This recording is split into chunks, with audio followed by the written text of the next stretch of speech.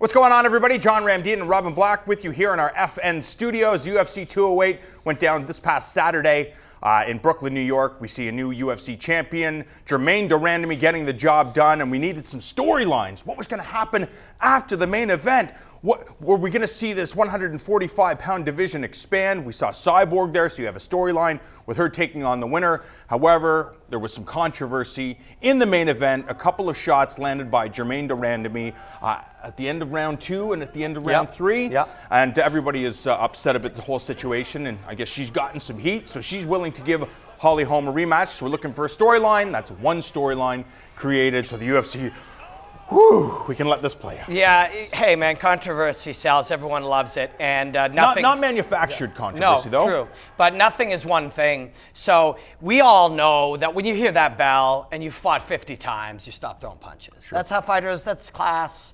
You can talk about it as class, sportsmanship, the essence of martial arts. You hear that bell cleanly. You fought 50 times.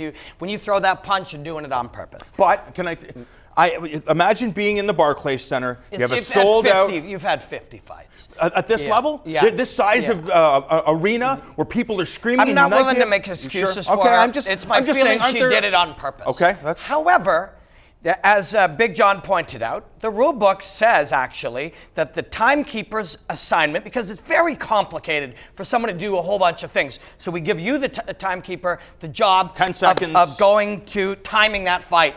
You then signal the ref with a sound, whatever that bell, whatever we're using. The ref then stops the fight.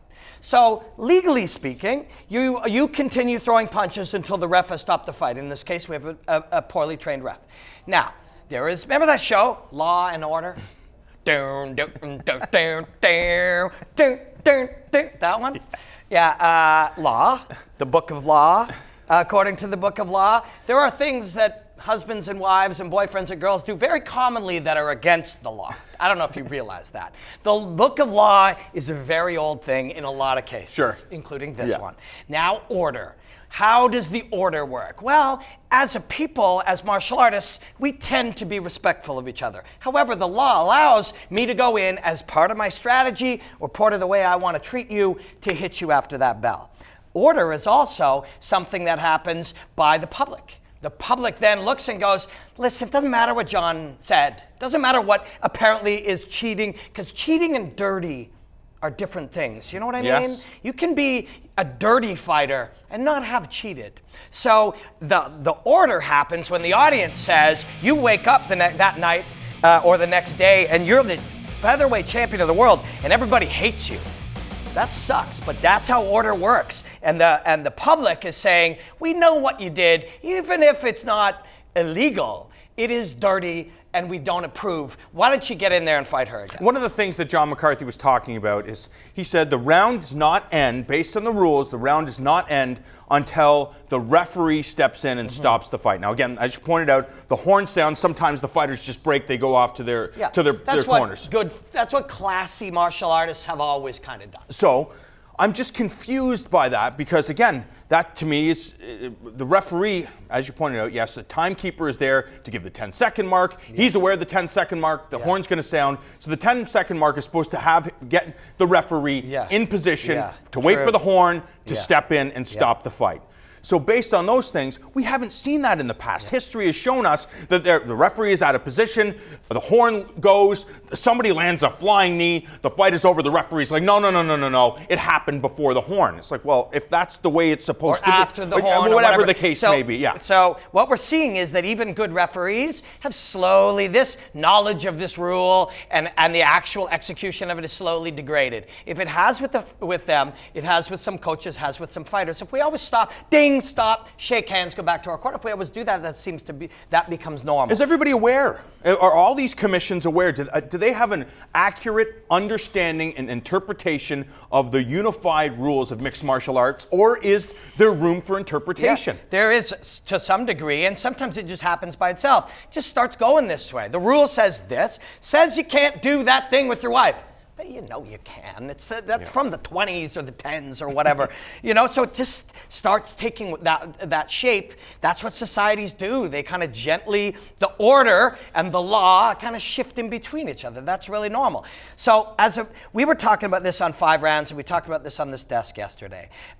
If you're Germaine de Randamie in this case, and striking until that ref stops you, although not outside the rules, it's a little dirty, and you've had 50 fights, you know what you're doing. You can choose to do that, and it might help you become the champion. You can choose to eye poke, and you'll probably get away with it. It might shape the fight. You could become the champion. I watched The Hurt Business last night, and they interviewed John Jones, and he says he's considered a cheater because he's constantly poking people in the face. He said it's unintentional, and he understands. He said this is how he wins fights. If he lost points for that, he would lose fights, therefore he would change it. So all of these things happen.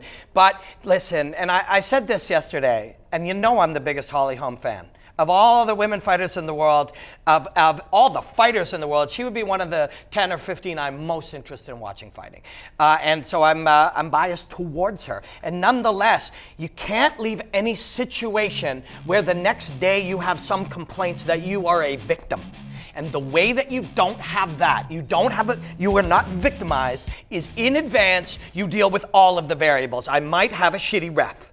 I might have somebody who's a little dirty. I might have a shitty ref and someone who's a little dirty. And I must prepare for those things. On Sunday morning, being able to say I was hard done by, you wouldn't have that happen if you were prepared. Protect yourself at all times has always been there. It's there for this exact situation. Mayweather knocked a guy out a couple seconds in who was going to give him a hug. Ortiz, yeah. You know what I mean? That wasn't illegal. It was dirty, but it wasn't illegal. That's why you protect yourself at all times. Ortiz started that, by the way. Somebody else said, but who? Hey, I understand. The first punch starts the fight. Sign it when you're going up against the Diaz, having the gall. They're mad. Sign against them. They're mad. The fight begins immediately. The art of war is, is laid out in such a way that you're looking for advantages that you can get away with. Does that come down to mindset, though? If you approach, again, most of us that have started martial arts from a young age, it's all about honor and discipline and respect. And some fighters still have that mentality. Are you supposed to try to anticipate what other people's mentality would be inside of the cage? Yeah, you are. The greats will. The greats, the best of all time, will prepare for every eventuality. You don't create a truth and hope it's true, and when it turns out to be true, you lost. Oh man, you can't hit me after the bell. Turned out she was wrong.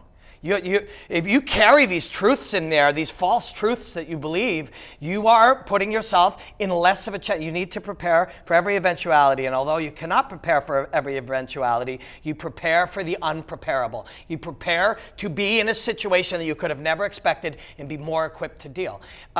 So in the end, hey, Germaine de Randamie is the featherweight champion of the world, and the audience dislikes her very strongly. I think she should roll with that then. Then be the heel. And in this landscape, again, I understand it has to be genuine, but you just go with it. You go with the fact that it's like she should have been protecting herself. All the things that you laid out, Germaine de Randamie should be saying that to protect herself and try to help build her stock to make people 100% tune in to the rematch. Yep, true, but it's a strange one, man. You can't. Trying to make the audience have a certain reaction, the strongest experts in the world, the Chael Sonnens of the world, they still don't have full control over that. Never mind, of course. You have no idea. I never tried to manipulate a global sport audience before. I'm just going to give it a go on Monday morning. You can't do it. Daniel Cormier is one of the great fighters in the world, a wonderful human being and an incredibly talented man. And as soon as he was as soon as he was angry at being booed, makes sense. You should boo me. This guy hit a woman. The audience is just like, oh wait, he wants us to like him. We're not going to like him. You can't control that. One of the things I want to ask, we know that the landscape is changing. USADA's come in. People have to change their practices. Mm-hmm. Now, cheaters are going to be cheaters. That's just a reality. Dirty fighters. Or dirty fighters. Yeah. When you look at that, right now, I know if I'm a fighter inside of the cage, I can kick you in the groin at least a couple of times without being penalized. I can grab the fence a couple of times. What history has just shown, I can punch you in the face after the bell. In fact, a Big couple John of has even times. come out and said, hey, if the ref doesn't stop you, all y'all should be hitting after the bell. So if I'm a coach, am I saying, you know what? These are strategies. We're trying to win. There's nut shots, and we're going to hit people after the bell, and we're going to do all these things because we're here to win fights, and this is what we do to win fights. So let me ask you, why would we not do that? Yeah, I know. Why honor. Would we? Yeah, honor. We would not do that because we have some moral structure in the way that we fight that we think is important to us to maintain for our own authenticity. So there are reasons, personal reasons you might not do that. The way that you were raised, Sure. as a martial artist. So there'll be some of us that choose not to do that. But those have to be aware that that's in play for my enemy. That's in play for the other army. You know, they may come in with any of this. I have to be ready. If I'm hit after the bell, if I'm kicked in the groin, if I'm eye poked, from this day forward, that is not an excuse. We are not the victim. No fighter from this day forward. Once you think about and have this conversation, if you are victimized by somebody who's dirty, you have to have prepared for that. You have to prepare for anything. And I know that sounds crazy. It does sound but crazy. The reason it is not crazy is because everything we do is trying to figure out how to increase our chance for victory. This is supposed to be sport. This is supposed to be sport. Yep. You have the officials in the back telling all the fighters of all the infractions they cannot do. To me, it should be they're penalized right away. I agree 100%. But what if they're not? What if they're not? What if they're dirty? What if they come after us? What if they come after our eyes? Are we going to somehow feed our family and prove our legacy with, that was fucking unfair, somebody poked me in the eye? No. We're going to accept that there are shitty judges. We're going to accept that there are shitty refs. We're going to accept that there are shitty commissions. We're going to accept that there are shitty, dirty fighters. And we're going to prepare to win with all of that reality. Because if we don't, what we're saying is, well, why didn't they protect me? Why didn't I have a better? Why? You can't.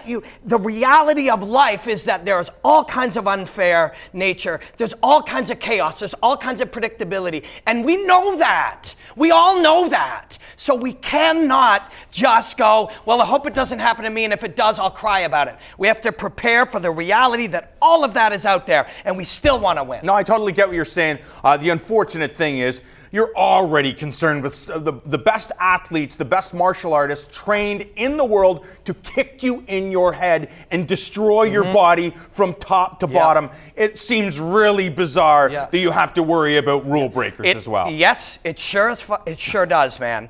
But what is my other option? Trust refs who are proven weakly to not be able to get me, to be able to help me. Trust commissions that don't know what they're doing. Trust judges that are going to steal from me. I accept that all of those things are real and they are all in play, and I must deal with them.